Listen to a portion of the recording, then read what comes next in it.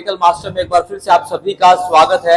आज हम बात करने वाले हैं क्लास 11th के पॉलिटिकल साइंस का एनुअल एग्जाम का जो सैंपल पेपर DOE की तरफ से जारी किया गया है।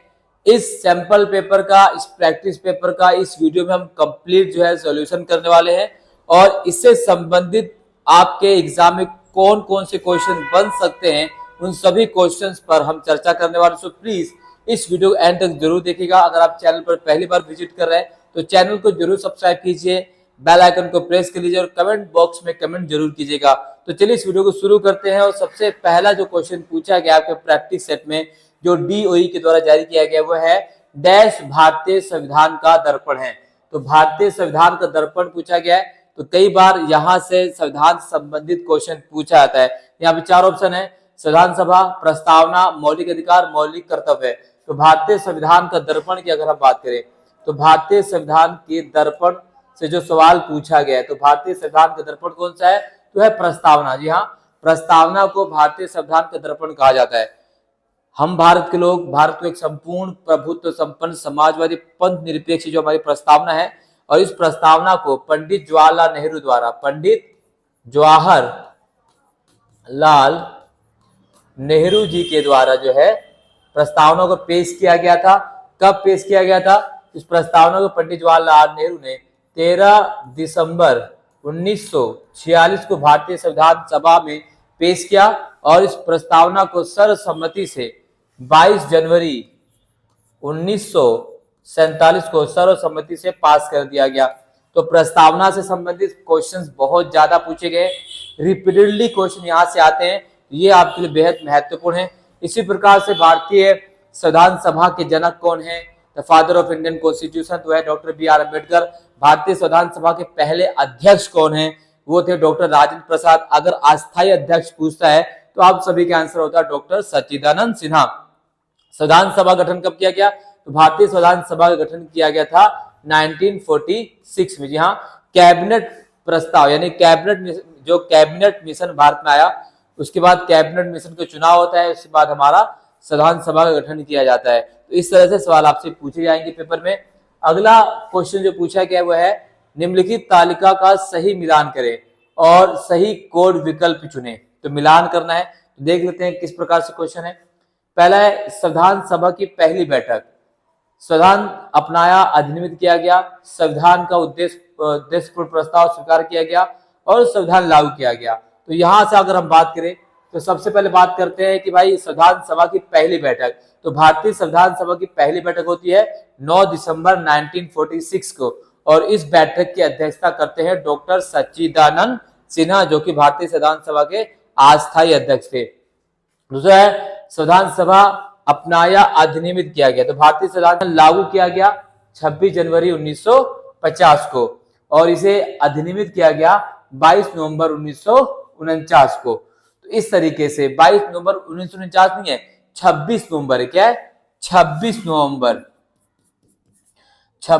1949। यहाँ पे थोड़ा सा मिस प्रिंट दिया गया है, तो हमें इसे अधिनियमित किया गया 26 नवंबर को बनाया गया, लागू किया गया 26 जनवरी 1950 को। तो इस प्रकार से सवाल आपसे पेपर में पूछे जाते हैं। चलिए अगला है भारतीय संविधान सभा की पहली बैठक में उसका अस्थायी अध्यक्ष कौन थे? तो भारतीय संविधान सभा की जो पहली बैठक हुई थी उसके अस्थायी अध्यक्ष डॉक्टर सच्चिदानंद सिन्हा। 9 दिसंबर 1946 की जो बैठक हुई थी उसकी अध्यक्षता करते हैं डॉक्टर सच्चिदानंद सिन्हा। उसके बाद 11 दिसंबर की अध्यक्षता करते हैं डॉक्टर राजेंद्र प्रसाद जो परमानेंट हेड होते हैं। डॉक्टर BR अम्बेडकर कौन है? ये तो प्रारूप समिति के अध्यक्ष कौन होते हैं? प्रारूप समिति के अध्यक्ष होते हैं डॉक्टर BR अम्बेडकर अध्यक्ष थे। और इसी प्रकार से कई बार सवाल पूछा जाता है कि प्रारूप समिति गठन कब किया गया, यहां से सवाल पूछा जा सकता है। जवाहरलाल नेहरू कौन थे? भारत के पहले प्रधानमंत्री और उद्देश्य प्रस्ताव जो पेश किया गया था वो पंडित जवाहरलाल नेहरू के द्वारा ही पेश किया गया था। चलिए इसी प्रकार से हम नेक्स्ट क्वेश्चन देख लेते हैं। अगला क्वेश्चन क्या है? तो फोर्थ क्वेश्चन पूछा गया है कि 1928 में किस समिति ने अधिकारों की घोषणा की मांग की? तो जिस समिति द्वारा 1928 में अधिकारों की घोषणा की मांग की गई थी भारतीय संविधान में, उस समिति जो है वो है मोतीलाल नेहरू समिति। क्या नाम था उनका? मोतीलाल नेहरू समिति ने अधिकारों की मांग की थी 1928 में। भारतीय संविधान में स्वराज जैसे कहा गया कि स्वराज हमारा जन्म से अधिकार है, मैं इसे लेकर रहूंगा, पूर्ण स्वराज जो मांग रखी थी पहली बार वो 1895 में 1895 में रखी गई थी। ठीक है, तो ऐसे चीजें जो है आपसे पूछी जा सकती हैं। भारतीय संविधान सभा गठन किस मिशन के द्वारा किया गया? तो भारतीय संविधान सभा का गठन कैबिनेट मिशन प्रस्ताव के माध्यम से किया गया। कैबिनेट मिशन भारत में कब आता है?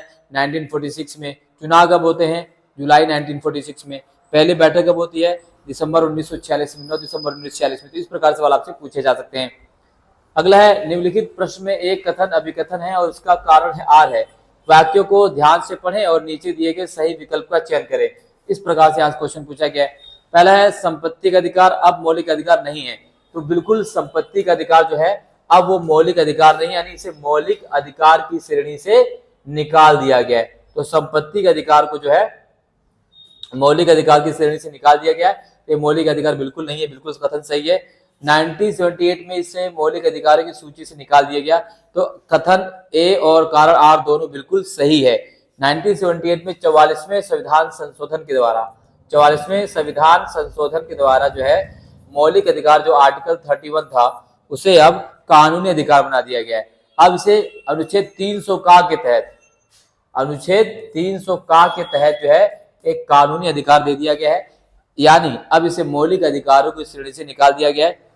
मूल भारतीय संविधान में 7 मौलिक अधिकार थे, वर्तमान में 6 मौलिक अधिकार हमारे पास हैं। तो इसी प्रकार से अभिकथन और कारण दोनों सही, ए इसका सही आंसर है। क्वेश्चन नंबर 6 है, किस मौलिक अधिकार को भारतीय संविधान की हृदय और आत्मा कहा जाता है?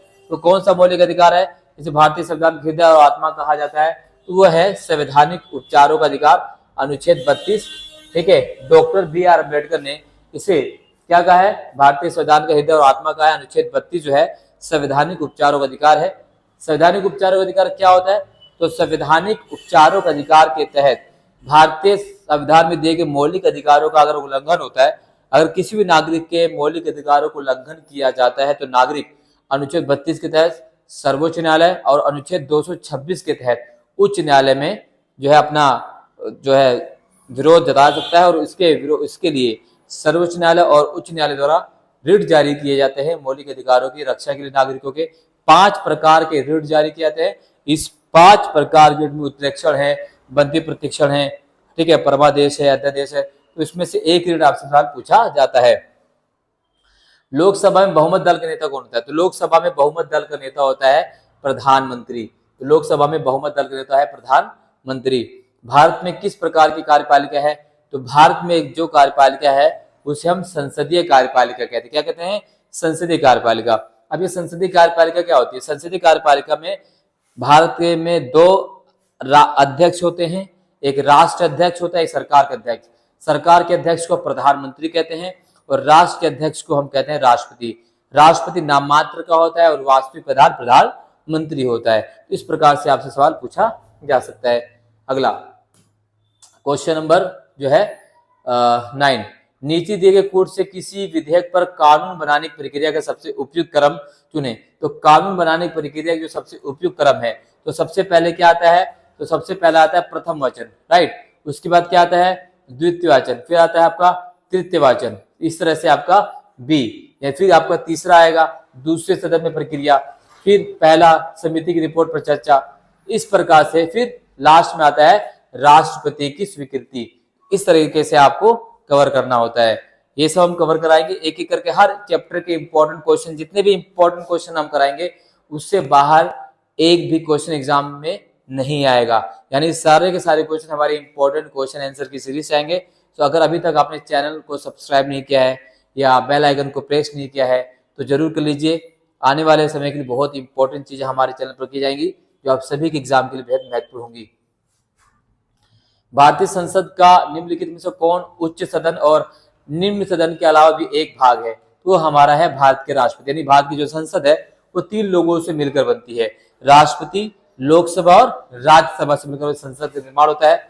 अगला सवाल है, उच्च न्यायालय भी रिट जारी कर सकते हैं? बिल्कुल, उच्च न्यायालयों को भी आर्टिकल 226 के तहत, अनुच्छेद 226 के तहत जो रिट जारी करने का अधिकार दिया गया है और ये नागरिकों के मौलिक अधिकार रक्षा करते हैं। बिल्कुल, ये भी नागरिकों के मौलिक अधिकारों रक्षा करते हैं, लेकिन रिट संबंधी अधिकार में उच्च न्यायालय का जो अधिकार क्षेत्र ज्यादा बड़ा है, बजाय सर्वोच्च न्यायालय, यानी रिट से संबंधित मामलों में उच्च न्यायालय के पास ज्यादा शक्तियां हैं। तो ये भी कथन बिल्कुल सही है, ए इसका सही आंसर आएगा।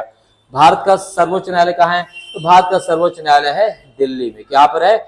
दिल्ली में। तो इस प्रकार से जो है एमसीक्यू से संबंधित क्वेश्चन आपके पेपर में आएंगे। हम बकायदा टॉप 100 एमसीक्यू आप सभी को लेकर आएंगे, आप सभी के लिए। जिन एमसीक्यू को अगर आपने सॉल्व कर लिया, कवर कर लिया, तो उससे बाहर एमसीक्यू आपके पेपर में नहीं आएंगे। और हम हर एक चैप्टर के इंपॉर्टेंट क्वेश्चन की सीरीज भी शुरू करने वाले हैं। वो सारी चीजें चाहे आप क्लास 11th में हैं, 10th में हैं, 12th में हैं, सारी चीजें पॉलिटिकल साइंस, हिस्ट्री, एसएसटी, हम सब कवर करने वाले हैं इस चैनल के माध्यम से। चलिए, खंड खा जो है 12 मार्क्स या 2-2 नंबर क्वेश्चन पूछे गए। यहाँ पर भारतीय संविधान की कोई दो विशेषता लिखिए। देखिए, जो ब्रिटिश संविधान के समान है, तो भारतीय संविधान की ऐसी कोई दो विशेषता जो ब्रिटिश संविधान के समान पूछी गई है। तो हमारे संविधान में संसदीय शासन प्रणाली को अपनाया गया है, ब्रिटेन में भी संसदीय शासन प्रणाली को अपनाया गया है। हमारे यहाँ पर भी जो है न्यायपालिका एकीकृत है, ब्रिटेन में भी न्यायपालिका एकीकृत है, तो यह समान होती है। भारतीय संविधान में दिए गए किन्हीं दो राज्य के नीति निर्देशक सिद्धांतों का उल्लेख कीजिए। भारतीय संविधान में राज्य के नीति निर्देशक सिद्धांतों की बात करें तो भारतीय संविधान के भाग 4 अनुच्छेद 36 से लेकर 51 तक जो है राज्य के नीति निर्देशक सिद्धांतों का उल्लेख किया गया है। इसमें से कोई दो राज्य के नीति निर्देशक सिद्धांतों का आपको उल्लेख करना है, चाहे वो आपका समान नागरिक संहिता हो आर्टिकल 44, चाहे नगर पंचायत की स्थापना अनुच्छेद 40, ऐसे और आर्टिकल 51, ऐसे बहुत सारे आपको वर्णन करें और सारे हम डिटेल से कवर करेंगे। अध्यक्षात्मक कार्यपालिका का क्या अर्थ है? एक उदाहरण दिए तो अध्यक्षात्मक कार्यपालिका एग्जाम्पल के लिए अमेरिका क्या एक अध्यक्षीय शासन प्रणाली वाले देश में राष्ट्रपति राष्ट्र का भी प्रमुख होता है और सरकार का भी प्रमुख होता है और वास्तविक वही होता है। तो इस प्रकार से आपको कवर करने हम सब बताएंगे। कार्यपालिका के सामूहिक उत्तरदायित्व का क्या अर्थ है? 17 क्वेश्चन पूछा गया है। कोई दो साधन बताइए जिनके द्वारा विधायिका कार्यपालिका को नियंत्रित कर सकता है। क्वेश्चन 18, भारत की न्यायपालिका की दो विशेषताएं लिखिए। तो भारत की न्यायपालिका क्या है? भारत की न्यायपालिका एकीकृत न्यायपालिका है। क्या है? एकीकृत न्यायपालिका है। और सर्वोच्च न्यायालय द्वारा दिया गया फैसला भारत के सभी न्यायालयों पर भारित माना जाता है। भारतीय संविधान के किन्हीं 4 स्रोतों का वर्णन कीजिए। स्रोत क्या होते हैं कि भारतीय संविधान जैसे कहा जाता है कि भारतीय संविधान उधार लिया गया संविधान है। दुनिया के तमाम संविधानों के हमने देखा है, जांचा है, परखा है, उसके बाद हमने अपने संविधान को बनाया। तो हमने अमेरिका से क्या लिया है, ब्रिटेन से क्या लिया है, ऑस्ट्रेलिया के संविधान से क्या लिया है, आयरलैंड के संविधान से क्या लिया है, रूस के संविधान से क्या लिया है। इन सभी संविधानों से हमने क्या क्या लिया, उसमें से आपको 4 का चर्चा कर लेनी है। जैसे अगर हम मौलिक अधिकार की बात करें तो अमेरिका के संविधान से लिया गया है, संसदीय शासन प्रणाली ब्रिटेन से लिया है, राज्य की नीति निर्देशक सिद्धांत आयरलैंड से लिया है और मौलिक कर्तव्य रूस से लिया है। ये सारी चीजें आपको हाथ से कवर कर लेनी है। अभियुक्त का क्या मतलब है? भारतीय संविधान के अनुसार एक अभियुक्त को दिए गए 3 अधिकारों के बारे में लिखिए। अगला पूछा गया है, हालांकि भारतीय चुनाव प्रणाली बहुत सारे सुधार किए गए हैं, फिर भी अभी भी कई सुधारों की जरूरत है। तो भारतीय चुनाव प्रणाली में कौन से सुधार किए गए हैं और कौन से सुधार की भी आवश्यकता है जिसके माध्यम से हम चुनाव व्यवस्था को और अच्छा कर सकते हैं, वो सारे सुझाव आपको देने होंगे इस उत्तर में। अथवा पूछा गया है, लोकतंत्र में चुनाव का विशेष महत्व है, कथन के समर्थन में बिंदु की लिखिए। भारत में निर्वाचन आयोग एक स्वतंत्र और निष्पक्ष संस्था है, कथन की समीक्षा कीजिए। इसी प्रकार से आप लोकतांत्रिक ढंग से अपनी कक्षा का मॉनिटर कैसे चुनेंगे? अपने कक्षा मॉनिटर के चुनाव की प्रक्रिया को संक्षेप में लिखिए। भारत में वास्तविक शक्ति प्रधानमंत्री पास है, कि 4 उपयुक्त टिप्पणियों के साथ कथन का परीक्षण कीजिए। तो ये इस तरह से आपके पेपर में सवाल पूछे जाएंगे फाइनल एग्जाम में।